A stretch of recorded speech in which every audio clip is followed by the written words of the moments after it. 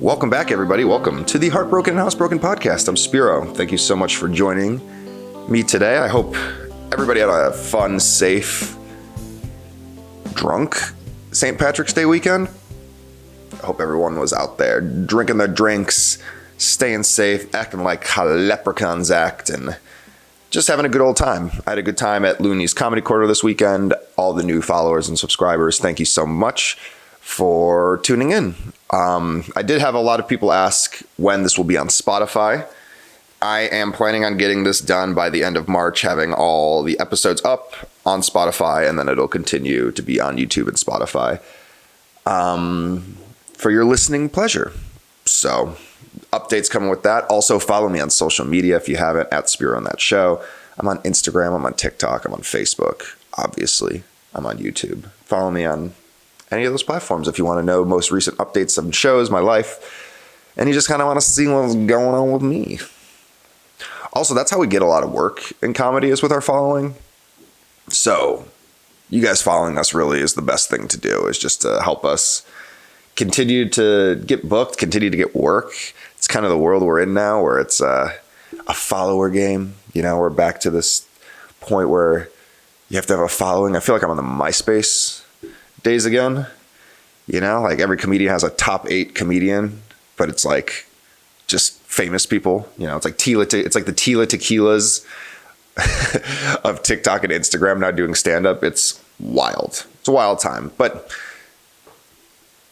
doesn't make anything to follow me. Do all that good stuff. Today, I'm going to talk about a few things today. I've been trying to clean out some of my late wife Sarah's old stuff because, you know, it's been 4 years since she's passed, so might be time to start clearing some of the stuff out, because I saved a lot of stuff.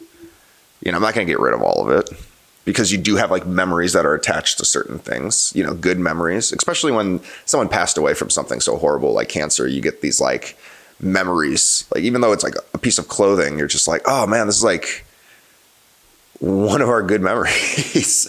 Oh, you wore this shirt when you weren't sick on a vacation. Cool. Like, happy memory. You know, you start going through it and you start thinking all these things. But yeah, I'm starting to clear because I've kept so many things. I kept a lot of clothing. Because when someone passes, you get this weird like sense like they're coming back. This isn't forever. What are they going to do when they come back? Not have any clothes? They can't just be walking around naked all day. They got to have some clothes. And this is the favorite clothes.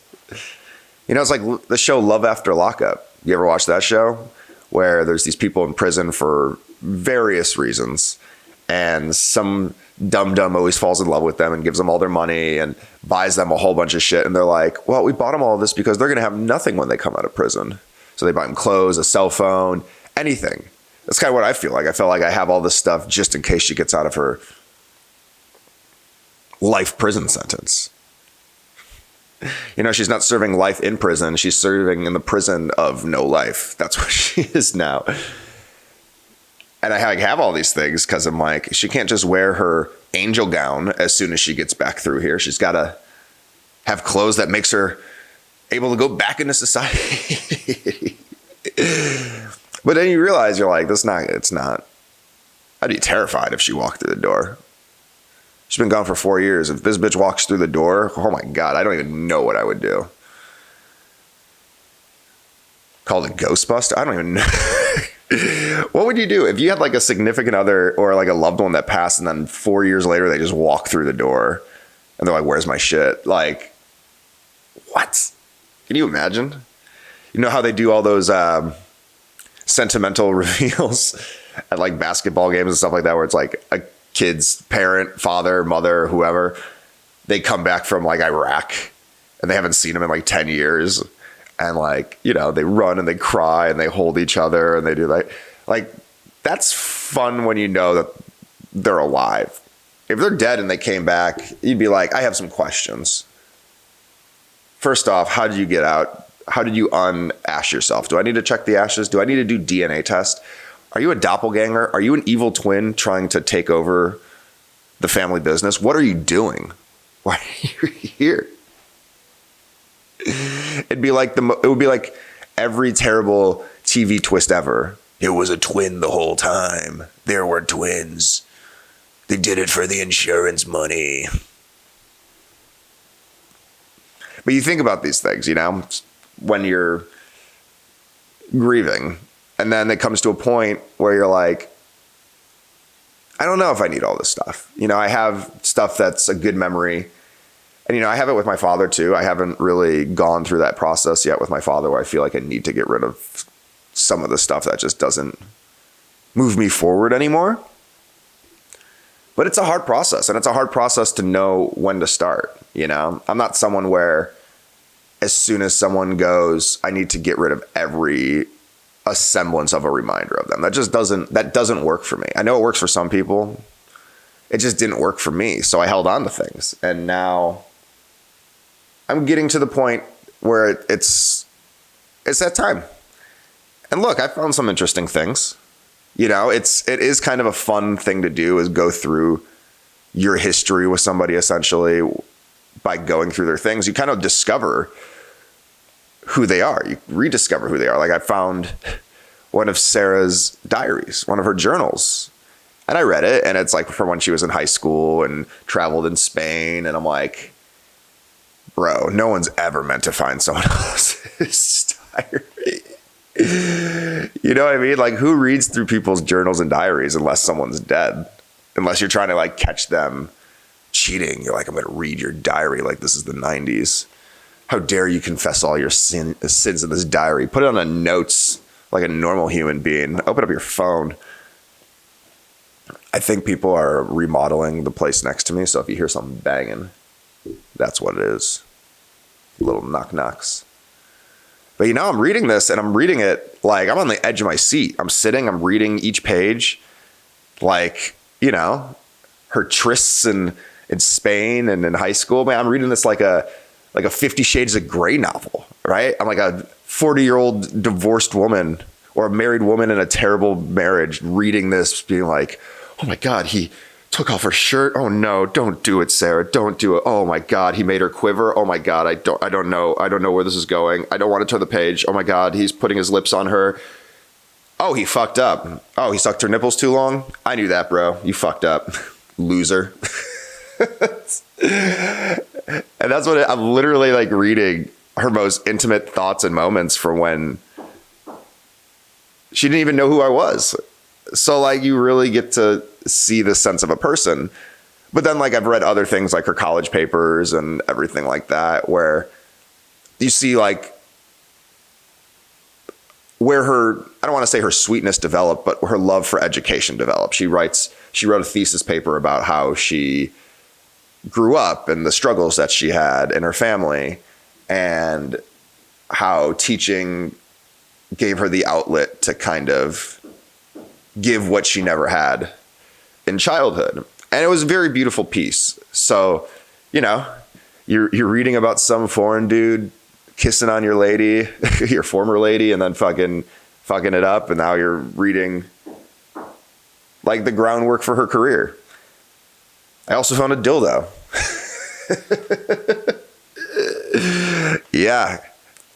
Yeah.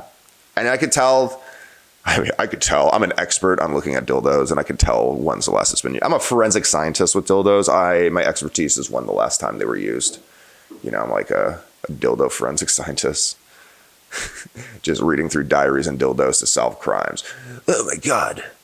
We found a diary and a dildo at this murder scene, and we need to call Spiro. He's the expert. Dun dun dun. Diaries and dildos. Coming on Fox. Coming on FX.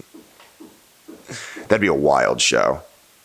Every show just has a diary or a dildo that needs to be investigated for some suspicious cause. Spiro knows the timing of when the dildo was last used, so we'll be able to trace it back to when the murder occurred. No, but I knew, because it was like in a beat up, dusty old shoebox with a bunch of stuff that, you know, she had when she was in college, you know, like a belly button ring. She used to have a belly button ring. Now it was in the dildo box. Like, what do you do with it? Like, clothes I get, you donate. Other things you can donate, you can throw away. A dildo, what do you do? You can't donate a dildo. Can you? Can I throw it in the dishwasher, donate it? You never know. Somebody might be in need, and might have needs that don't get met. Thankfully for me, like when I pulled it out, I was like, at least I'm comparable. You know what I mean? I didn't pull out this giant elephant trunk of a hog sword and be like, shit, this is what she put away forever to be with me? Crazy. She could have been split in half and now she with me? Why? You know, some things you learn about someone and you're like, oh, thank God she liked dicks my size. She didn't have a fucking bodybuilder arm locked away in a safe ready to go as soon as I fucked up. But what do you do with that? I mean, it's interesting. It's interesting. You know what I mean? Like it makes you think like, if I die, what are people going to find of mine? They'll be like, whoa. You know, if you find something written down of me, just get rid of it. Don't donate it. You know, like, what do you do? Like, what do you do with the journal? Do you throw it away? Do you keep it for memory? Like, what do you do with it? It's like one of those things where it's like, it's someone's history. It's like a history book. Do we burn it? Do we burn the history books? No more history. Do we donate it? Have it be like erotic fan fiction for somebody else? Be like, oh my God, this Sarah girl in Spain. About to get a freak on with this suave, good-looking Italian guy who's also visiting. Sucked her nipples too hard. What a loser. Is this all that there is to this book? That no one actually fucks in this? They just get close and they mess up with this feisty-ass Italian woman? Which makes me feel better about the moves that I put on her when we first started.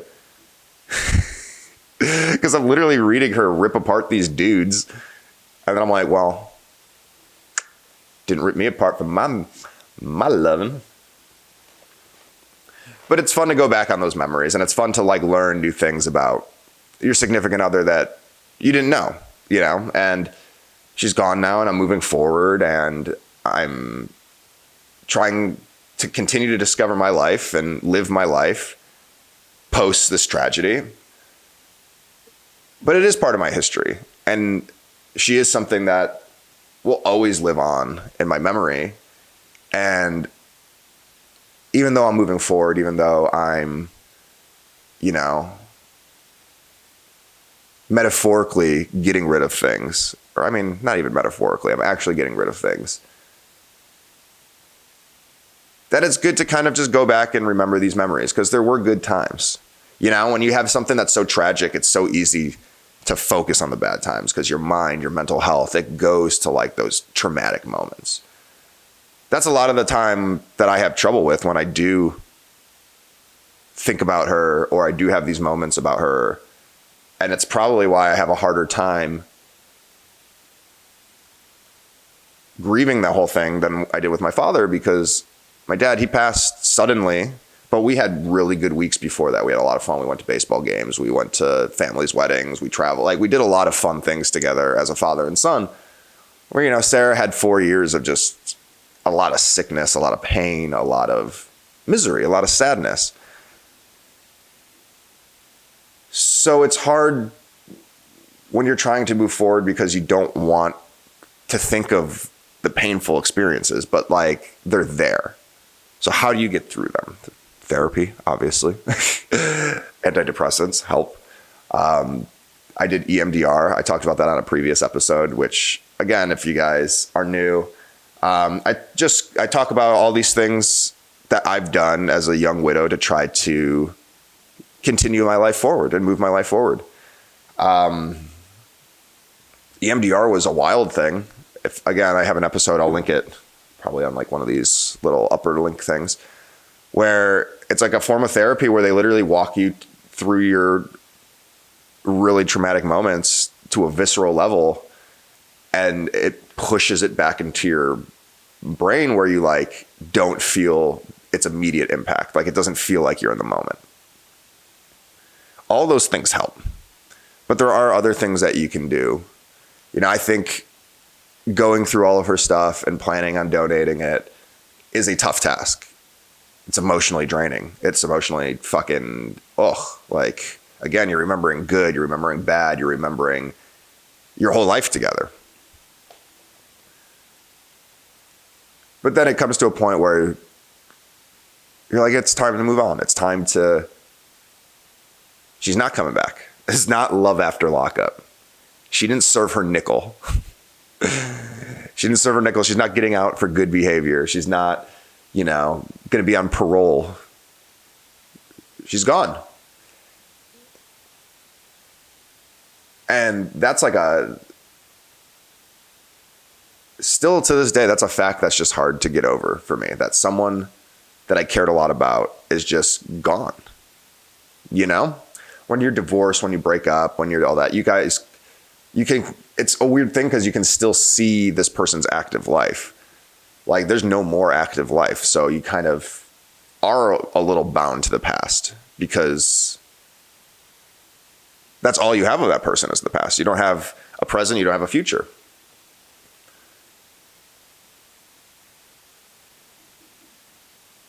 The dildo thing still freaks me. I'm like, I've had that thing. Why?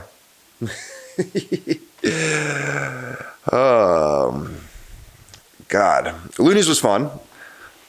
I went to Looney's Comedy Corner, which was good. I love going to Looney's because it always feels like something major in my life happens. I was cleaning Sarah's stuff out as we discussed, and I was going through an emotional week. And Looney's is a good reset because it gets me out of Vegas. It gets me away from the environment that I'm used to being in. And it's just filled with people who are genuinely excited for me to be there, for comedy, to hang. And the audiences are amazing. And I really enjoy working new stuff there. I work, a lot of improv there. I work a lot of new material that I'm trying to tighten up. And I felt free. I felt really, really good. So everyone that came out to shows in Looney's, thank you so much. I really do appreciate it. You guys are phenomenal as always. I do have a show that I'm headlining in Pahrump this Saturday. So if you guys are in the Vegas area, stop by, hang out, take the hour and a half drive out to Pahrump and get some laughs with us in the middle of nowhere. I also have a local show on Tuesday, March 25th. It's at some secondhand store. I've heard it's pretty dope. I'm excited to do it. And then we have Jokes and Fire, which is in Vegas. As you know, it's my show at Smoke and Fire. Free tickets, man. If you are in the Vegas area and you want to see a dope-ass Wednesday show and have some great food, I'll hook you up with tickets. Just come, pack this place out, eat some blueberry chicken sandwiches, do your thing.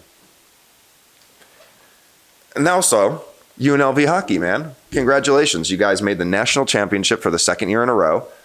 Hopefully, you guys can take it this year. It's amazing to see what I've built or what I was a part of.